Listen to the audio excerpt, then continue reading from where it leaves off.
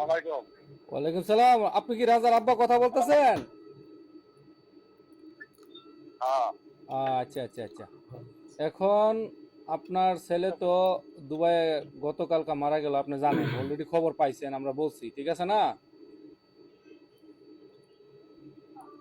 এখন কথা হইছে আপনাকে দুইটা কথা জিজ্ঞেস করার। আপনার ছেলে যদি চান, তার মানে আপনার ছেলের যদি দেহ চান, তাহলে টাকা পাইবেন না। আর যদি বলেন যে আপনার ছেলের দরকার নাই, টাকার দরকার, তাহলে অনেক টাকা পাইবেন। এখন কথা বুঝছেন না? আবার কমু, আপনার ছেলের দেহ যদি চান, মানে আপনার ছেলের লাশ চাইলে লাশ পাইবেন, টাকা পাইবেন না। আর যদি টাকা চান, অনেক টাকা পাইবেন।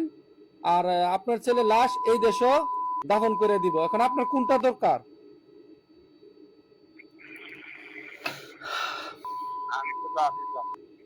আচ্ছা, তো তাহলে আপনি হায় রে লাশ দিব প্রবাসী, টাকা দিব হায় রে নাকি? প্রবাসী।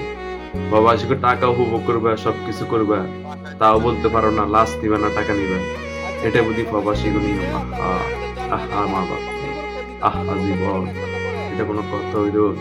তখন একটা প্রবাসী মারা যায়, তখন তার বাপ মাই বলতে পারতেছে না সে কি টাকা নিবে না জি জি লাশ জি জি নিবে। জি জি জি জি জি জি জি এটাই বুঝি প্রবাস জীবন, এটাই বুঝি প্রবাস।